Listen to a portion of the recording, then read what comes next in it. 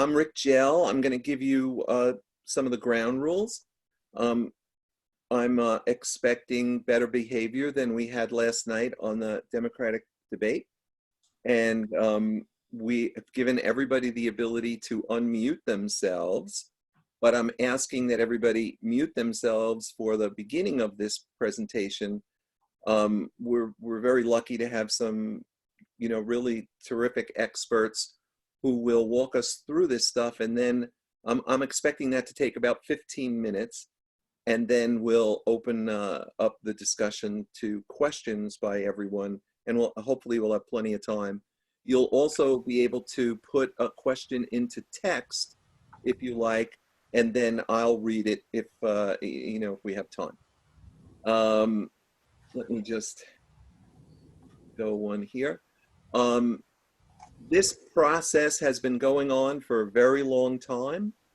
The DMLA, before it became PACA, before it became the DMLA was PACA, and as far back as 2006, working with the PLUS Coalition, who were responsible for creating the licensor URL field that it was incorporated by IPTC and is now part of the solution that is being presented today. So this has been an ongoing effort, and I don't think that we're at the end. We're at the beginning of the end of the beginning.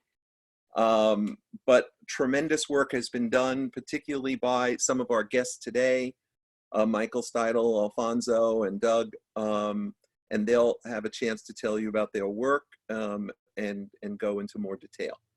So what I'd like to do is start with Doug, who's going to give us an overview, and then we'll follow with Michael, who'll be talking about the IPTC fields, Alfonso, schema.org, and some of the more general values that this effort will give to creators and licensors.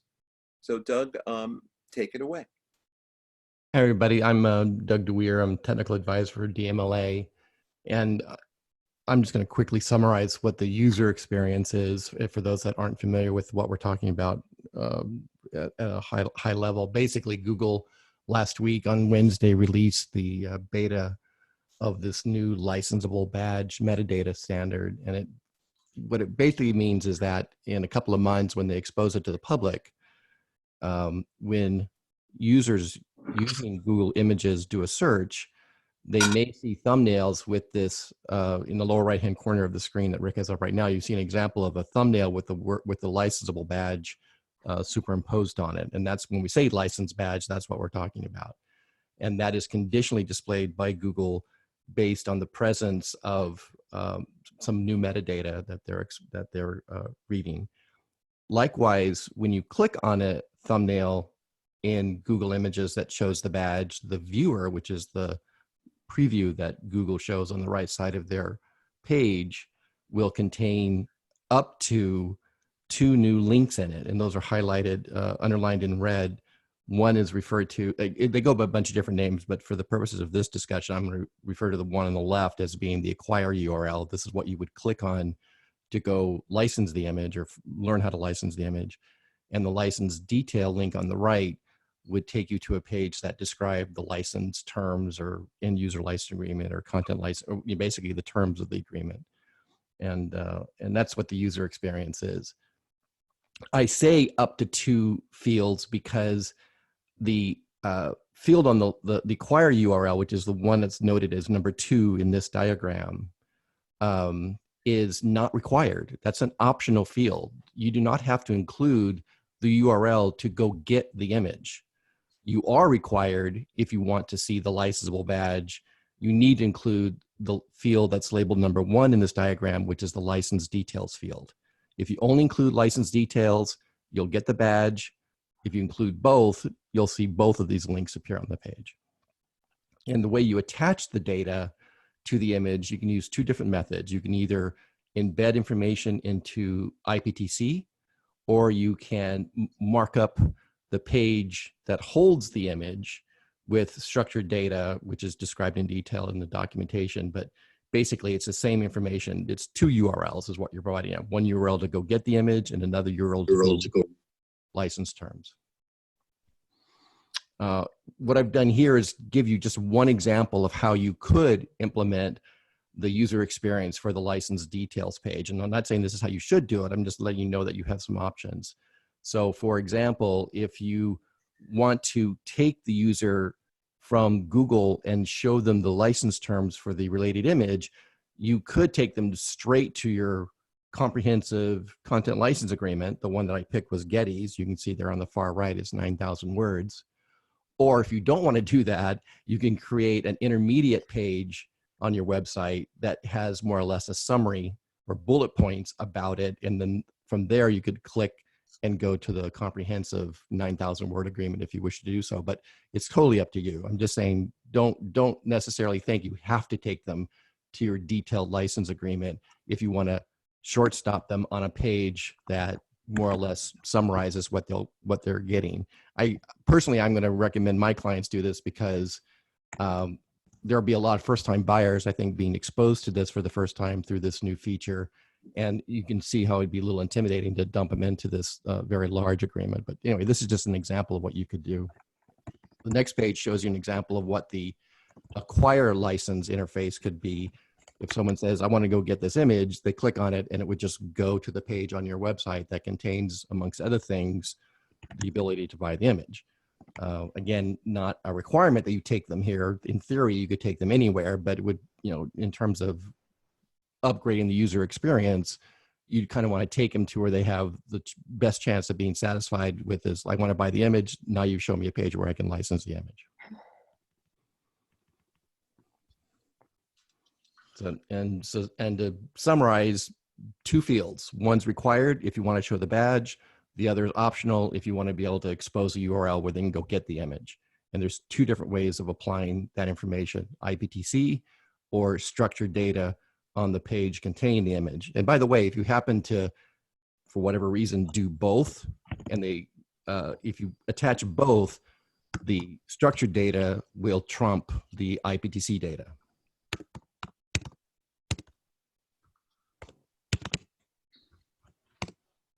Actually, Doug, I think you meant to say it'll Bernie the IPTC data. Yeah, sorry, it'll Bernie it. Yeah. Yeah. And I'll let Michael talk a little bit. Get into the details of the other metadata and anyway, Michael's turn. Okay. I'm Michael Style, the lead of the IPDC Photo Metadata Working Group for a quite long time already. So we have collaborated with PLUS on rights-related metadata, and therefore, as Duff has just mentioned, there is also one of the URLs, one of the fields is actually originated from the PLUS specification. Okay, so if you look at a photo shown as an image search result, you see there already now, if you click on a link called image credit, and this will also be simplified in this version, so you will see it already without clicking on such a link. You will see the creator and the credit, so this can be done already now. But new is, as just mentioned, for this licensable feature, to have there on the right-hand side the web statement of rights. So this is the formal correct name of that, but we know that it is named differently by the user interfaces of software, more like copyright information or copyright information URL, something like that. So this will be the one which triggers the setting the license badge and also showing the license details.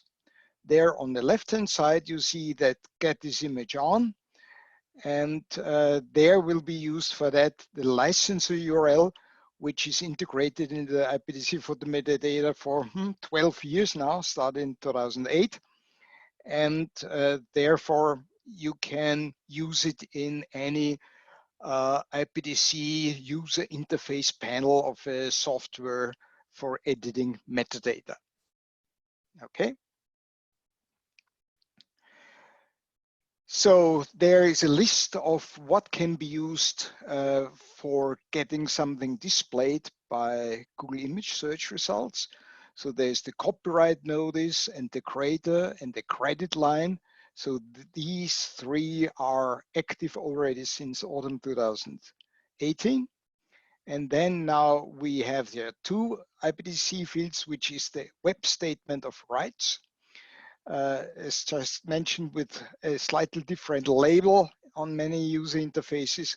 And for the techies among us, it is an XMP format field. And the other one is the web URL of a licenser. So it's not a standalone property, but you first have to look for the licensor in the user interface for IPDC metadata. And then inside this licensor group, you will see a sub-property named web URL, and that's exactly the place where you should put a link to a page where people can acquire a license. Okay.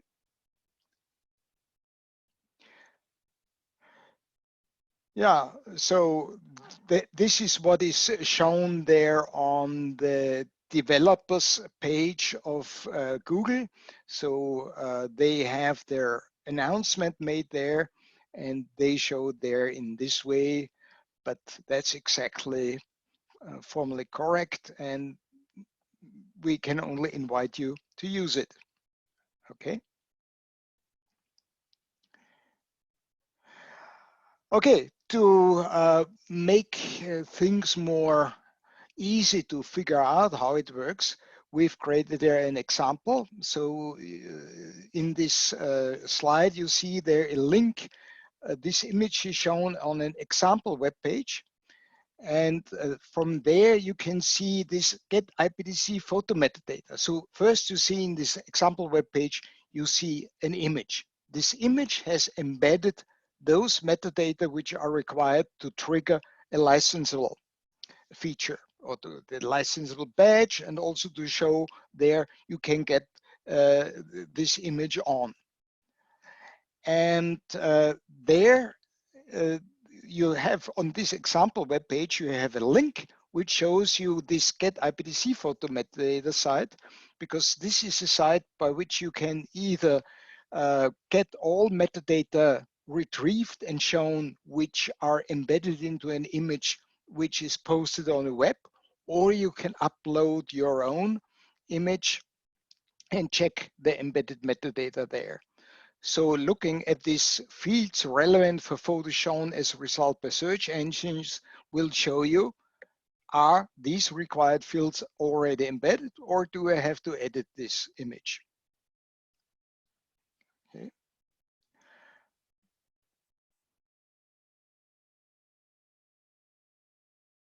I don't know whether Alfonso did have something that was going on, and I don't know whether he was running late. I don't know if I see him in our list. Alfonso, are you here? Maybe not. Okay. Michael, could you? Yeah, I can jump in. Yeah. So because we have there, let's say, a kind of metadata twins. So one of them is metadata embedded into an image file. This can be done with the IPDC metadata just shown, but you can also put metadata into the HTML of a web page. And for this purpose, the vocabulary of schema.org should be used. And the schema.org vocabulary defines first a so-called object. And in this case, of course, it's an image object. And such an object has one-to-many properties. And so there it says we need there two properties for this purpose. The license property, and that is the one which triggers the licensable feature, and also shows the license details. And the other one is the acquire license page. So these two properties are required. So you can put them into the HTML of a page, and it will actually have the same results as the embedded metadata.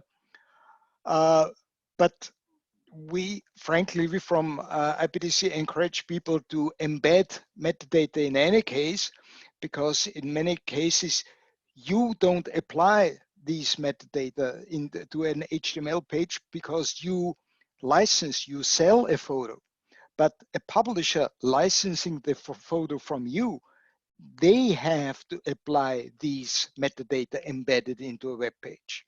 Okay, do it in both ways, then it will be correct in any way.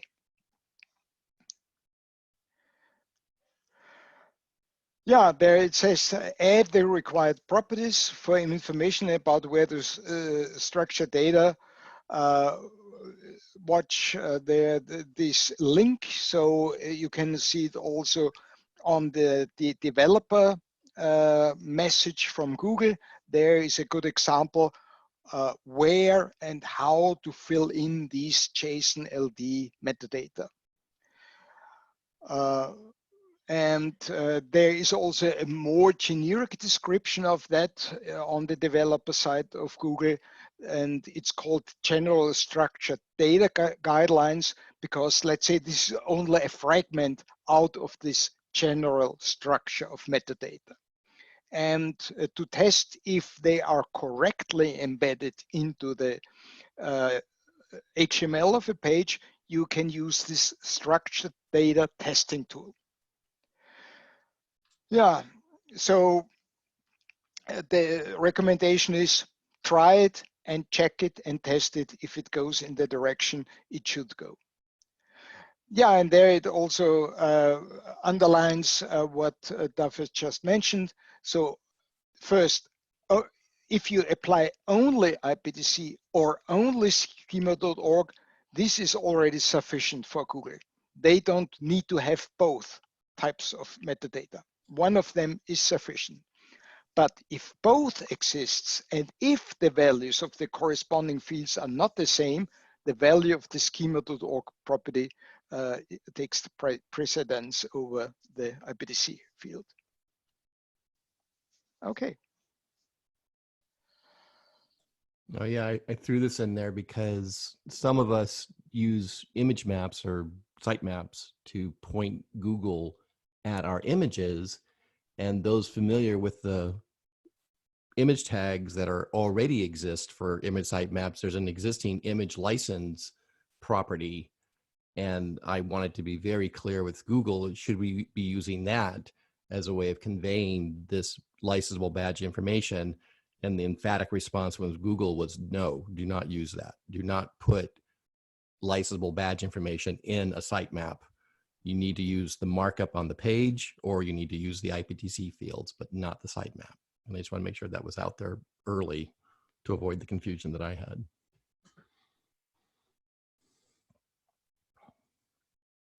This is Rick, and I don't want to leave Bing out completely, but I think it's important for people to understand that the protocols that have been established have been agreed upon in terms of schema, but in terms of how the product actually executes on those particular fields, it could be a little bit different with Bing, and you have to go and read the developer notes there as well. We've been focusing on Google for obvious reasons. I think we've gone in 20 minutes, and now we can open it up to questions from the audience. And I'll go back up to a better, prettier slide.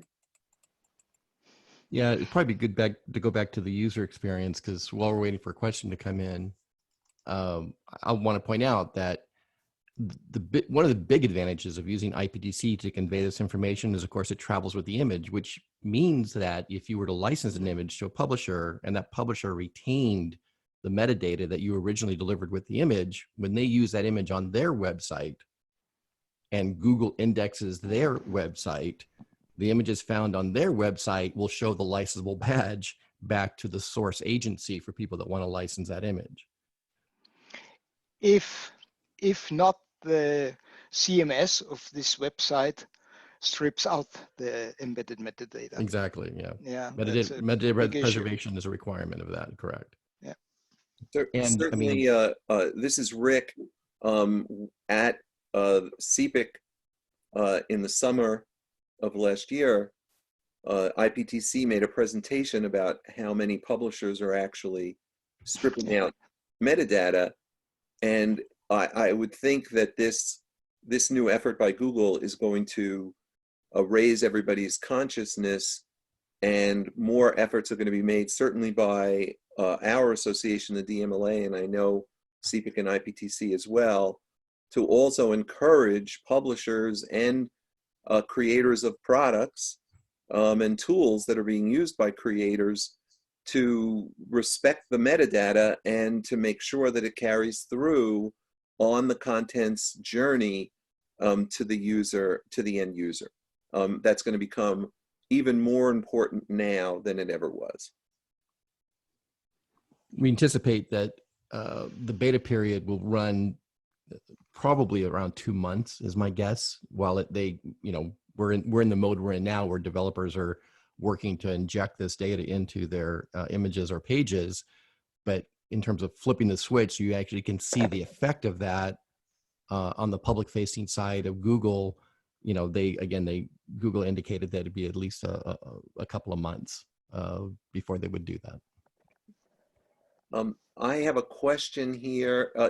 Somebody's asking, can they ask a question by voice? Yes, absolutely. Yeah. You have the ability to unmute. So, Vladimir, if you'd like to unmute and ask a question, please do. But before you do, I have one text question here. From Alexander, you said licensees should also add the info. Shall they open info on the license? What do you recommend to add? And we happen to be on the page here where Doug was giving an example, which is that the license detail could take someone to the long terms of use, but you also could create your own page that provides kind of a highlight of your license and also potentially links to the image in the future going forward. Yeah. Vladimir, do you want to ask a question? Yeah, can you hear me? Yep. Hello, everybody. So the question is, the creator and credit line, are they required? No. And No. So they stay as the same. They are only shown, but not required to trigger the licensable. Okay, just 2 more questions, if I may. The 2 URLs that should be on the page, can they be the same URL? Yes. Okay, and last question on the sitemap, image license should not be used, but Correct. If it stays, does that ruin the badge or ignored? Google looked into it and they said it's so poorly supported, so few people use it that they kind of ignore it. I've embedded it forever in my maps without really having any impact on placement or ranking or there was no effect of it having been populated or unpopulated, but out of caution I'll probably start stripping it out of my sitemaps entirely. Okay, thank you. That's all. Thanks. This is Rick. I have a question from Raj. I will write my cue here due to background noise. Instead of a link to agency or page, can you add an email address using HTML with pre-populated subject text? So I guess this would be the purpose for get this image on. So this link. And no, it will not work because Google plans to check that, and it should be a web URL. That means it has to start with HTTP or HTTPS. And it's possible that they may actually pre-flight these URLs so that at the end, if they, for example, don't resolve and they yield a 404 error, they may also use that as a vetting process to not display it because it's an invalid URL. Yeah. Yeah, I think it's also worth noting that for certain people who use Creative Commons licensing and are not charging for the content, they're only going to need to use the license detail, and that's one of the reasons why they made that the required field going forward. Yep. Let's see. More questions? It's Vladimir again. You said that the license details don't need to be detailed on the link. But does Google check if there's any license details on the actual link, or can we just not place them there? And what happens if we don't have any license details on the actual link?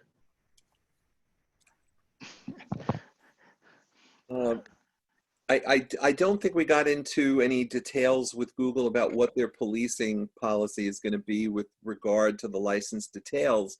I think that the goal is to for the user to know that somebody is legit and that they are presenting a legitimate license. What happens when somebody doesn't do that and starts to play or puts in a picture of, you know, a photo or something? I don't know how they'll police that. I don't know, Michael, do you have any better sense of that? Yeah, well, maybe first to point out that this web statement of rights is better known as copyright information URL or copyright URL. That means it points to a page with rights copyright information. So it is clear also to Google that there may be more than just only license information. There could be also generic copyright information about who's the copyright owner and things like that. So it's not limited to only license details. There could be more than, but license information should be on this page. And if you put there the link of a photo, and this photo only shows there the elephant and nothing else, okay, then let's say this is the provider's type of communication with people. We can stop that. I have a question from Alexander. Do you think Unsplash and the other CCO suppliers will slam the search results?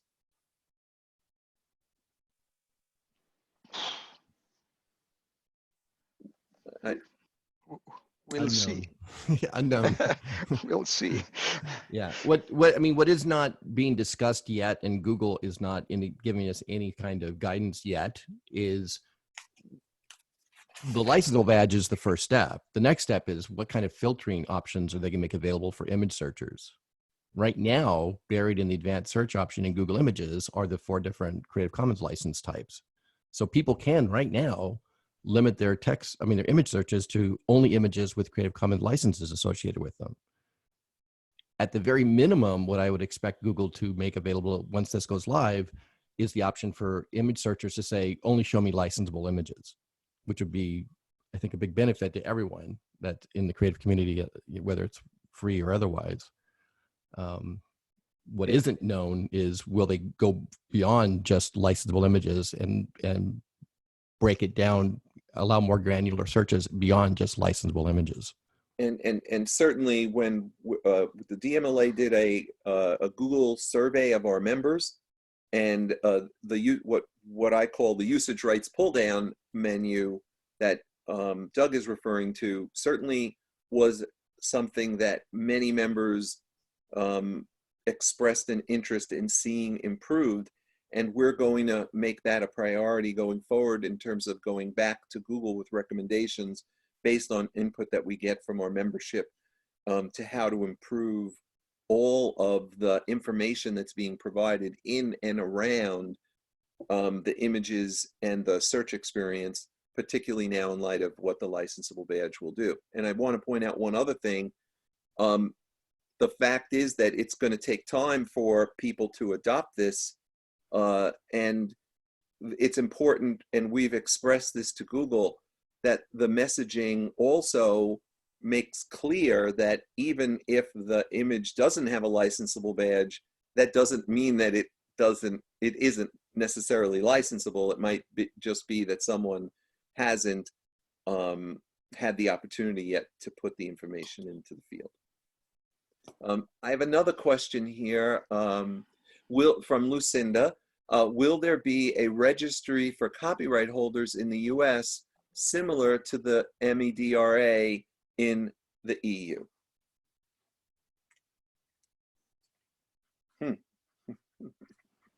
I mean, Cindy, I have no idea. I mean, I think I lost count of the number of registries that are out there right now. And Google's not mentioned anything to us about referencing or a registry, but I mean, Jeff would probably know more about this than anybody else on the call.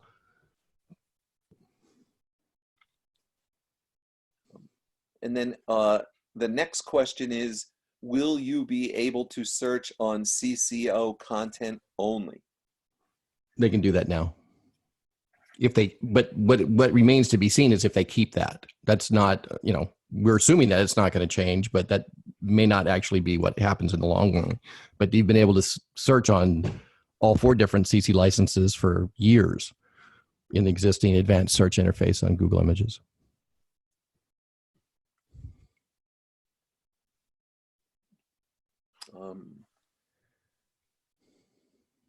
Good questions.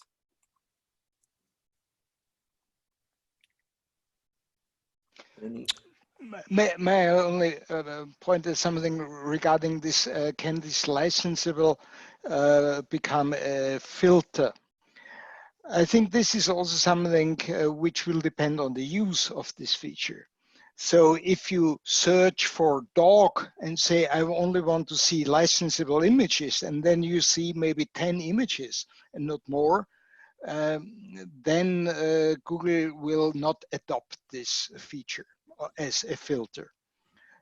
Right. But if there can be many images selected, this will drive them more in that direction to make it a filter. Good point. Adoption obviously is critical to this success of this definitely tool. And it actually will drive how soon they expose this interface publicly, because it's a data-driven decision. If it's slow adoption, then the rollout will probably get extended. If it's a rapid adoption, especially by some of the larger agencies with millions and millions of images, that could result in the feature being exposed publicly much sooner. I have a question from Michelle. Will these image results in the EU differ from the US in any way? As a European, I say maybe, because I'm aware that this user interface is showing rights-related information currently usually below an image. This slightly differs in different countries in Europe already. So depending a little bit on the local legislation. So minor details may be different, but I think that feature in general to say, okay, a licensor badge is set. These 2 links are made visible. I think this will not be different. So I have another comment from Raj, and it says, this won't actually stop stealing of the content, correct? Users will still have the ability to screenshot, download images, etc. So it is totally up to the user to click the license link. There are a lot of answers to that. When we did our Google survey, we did ask a question about watermarking, and it received the biggest positive response in terms of our members wanting to either have a generic watermark placed on all the image results, or the watermark created by the source or licensor. And I asked that question of Francois on the stage, and at our conference in October when he was a guest and presented this licensable badge for the first time. And he said it wasn't something that they thought was a good user experience, of course. So that's something that I don't think is off the table, but certainly the belief is that this is going to reduce the amount of stealing because we're providing people with a better path to license the image in the right way. I don't know if anybody else has something to add to that, but there's certainly more work to be done in that regard. Yeah, I mean, I would encourage the techies on the call to start thinking about a way of sourcing your visits to see if you can figure out if they're coming to your site as a result of this interface. I don't know if it's a matter of parameterizing the URL, that goes to the acquire page, and that you can use that as a way of keeping track that this sale or this visit was a result of the licensable badge. But it's just something to start thinking about if you want to start gathering metrics on that information. Hey, this is Eve. Could I ask a couple of questions? Sure.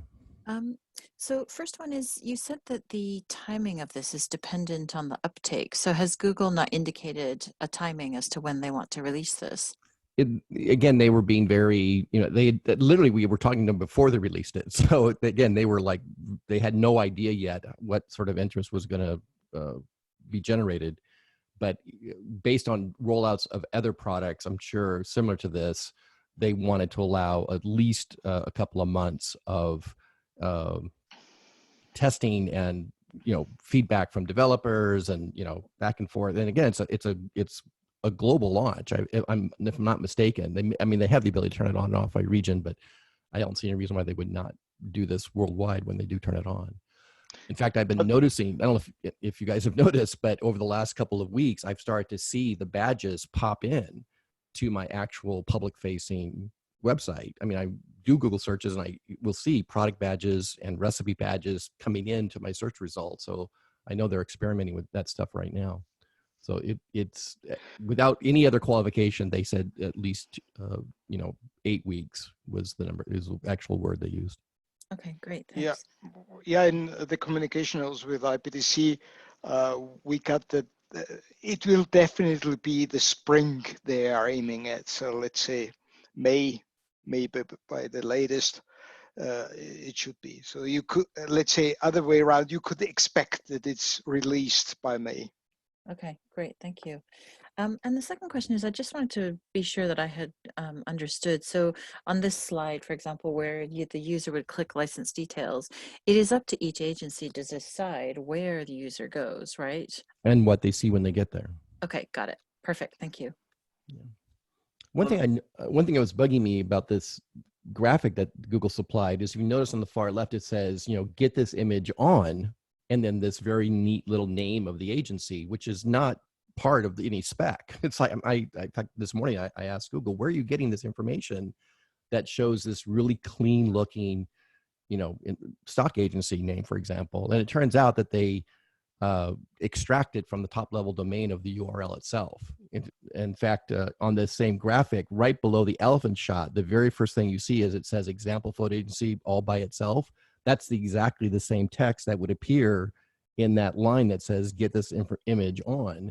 So you don't have to worry about getting that. They're gonna deduce the clean name of the agency based on the URL that you provide. This is Rick. I wanted to add one other point. We were talking with Google about what happens if the image is an image that appeared on the New York Times or the Washington Post, and working under the assumption that the image retained its IPTC metadata. What you would see on this page using this example is that up here where it says example photo agency and visit, that would say the New York Times right below the image. And when you click visit, you would go to the New York Times. But in the get this image on field, that field would say Getty Images or Adobe Stock or whoever the supplier was, and the license detail would be the licensor information. So the get this image on and the license details are the fields for the person who has the rights to license the content. And these, the image that you're seeing, the words that you're seeing below the image and visit would be where the image had been actually, where it had been scraped, essentially. So I think that's also important to understand. And of course, oh, go ahead. I have another question here, and this is what I would call the $64,000 question. Is there any indication of Google thinking of taking a percentage on the sales made by clicking the acquire link? And this was a question that, again, I asked Francois at our event, and we have wanted to have clarity on, and their public position is that they are not interested in licensing content, and that their goal is to direct the user to the appropriate licensor of the content.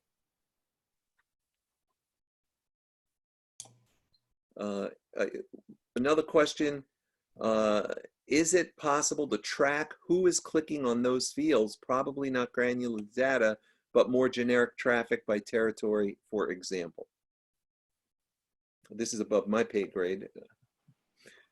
That again boils down to analytics, and as I said before, it's kind of up to you to decide what information is sent to. I mean, again, if you parameterize the license details or the acquire URL with data, that would be something that could be collected by Google Analytics, and then that you'd have available. Then you can go to town and analyzing, who's clicking on these particular links through Google Analytics.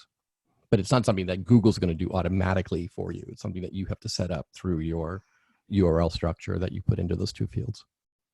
I just want to mention that we're going to take all the questions that we haven't been able to answer here, and we will bring them back in an organized fashion to Google, and then continue trying to get as much information as we can out to all of you as fast as we can. And of course, for the agencies on the call who are getting data from other sources, other partner agencies or individual contributing photographers, you now have something to look for in the data that you're getting from them, because there's nothing that stops them from embedding this licensable information in the images that they're giving you, submitting to you for consideration. And so you got to make sure it's up to you whether you want to retain it or strip it or replace it, but just think about it in terms of your ingestion workflow to check for these new fields.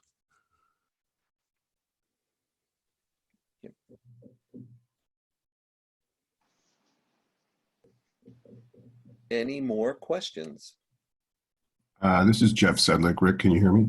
Hey, Jeff, welcome. Hey, I tried to chime in earlier, but I was having microphone issues. I did want to point out, in reaction to the question about monetization by Google, they did appoint at a certain point a person who had the title Director of Image Monetization, and who was traveling to the various photo trades and all of that. But I don't believe that they're after any of the revenue in our industry. All the revenue combined of all agencies, including the biggest agencies, is a blip on their radar screen. They want eyeballs, and they want people to use their products and their searches so they can sell advertising. And this allows them to monetize, finally, Google Images, and it also benefits us by being able to include links back to our sites. I think that individual photographers will be putting up what Doug referred to as intermediate pages that list information about how you can and can't use an image, and how to contact them to get to license images. But in addition, I wanted to point out something that hasn't been mentioned, is that Google is going to index everybody's copy of that same image. If multiple agencies have that, those are all going to be in the search results, all with different your licensor URLs in there, and it's going to drive adoption of this, I think, because agencies will not want to be caught without that link in there for the image being licensable, because their competition is going to adopt that link. And in answer to the registry question, There isn't really a viable registry here in the United States yet. As you know, PLOS is continuing to develop that. And I want to give a shout out to Doug for making that possible and getting us on our feet. And further, I wanted to thank Sylvie and Alfonso at CPIC for doing some real heavy lifting in making this happen, as well as Michael Steidel, just a dozen years or more of very hard work towards this. And at DMLA, Rick and Doug and Tom Tenervin, especially in the early days when we started meeting with Google in 2006, 2010, 2012, multiple meetings for years to try and get them to adopt a link to licensing pages or a link to rights information. There's a lot of action behind the scenes, very hard work, and I want to thank everybody for all their work. I have a thank you, Jeff, and Jeff, thank you obviously for all the work that you've been doing with Plus Coalition to get us to the place that we are right now. If there is no, this is a question, if there is no markup on the page that holds that image, Google automatically pulls the IPTC metadata and puts the badge on search results, basically without the site owner permission? Yes. That is absolutely correct. Yep. There you go.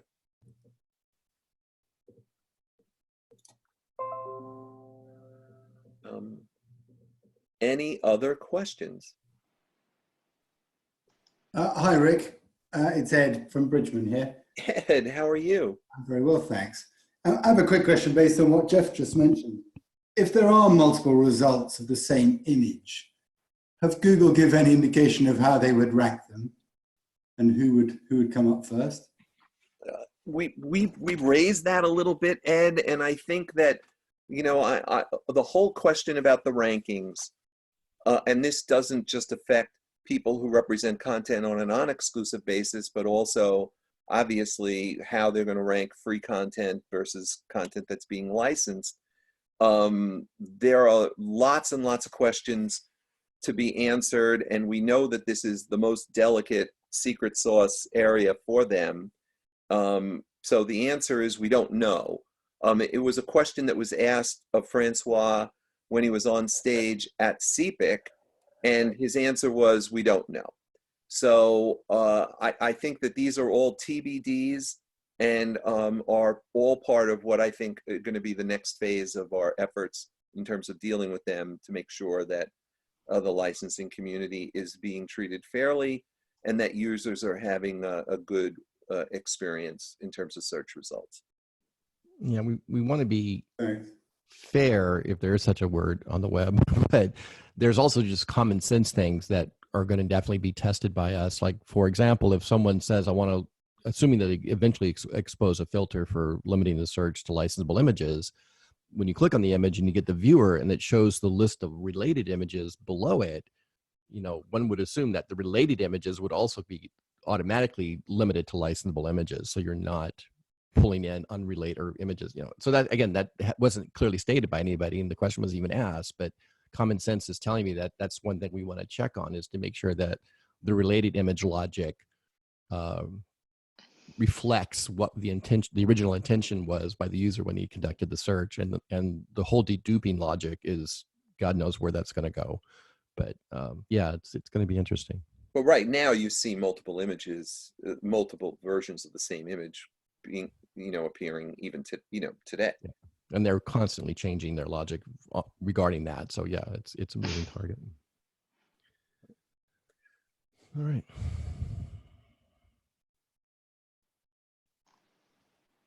Any more questions? So what's the follow-up plan? You might as well explain, Rick, what's going to happen next.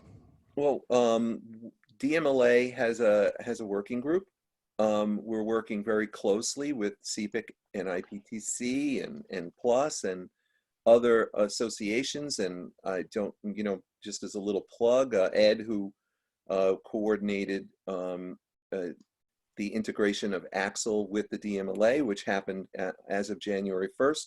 So we have a whole lot of folks focusing on this, and we're going to go back in an organized fashion, and we have a good working relationship right now with the Google team.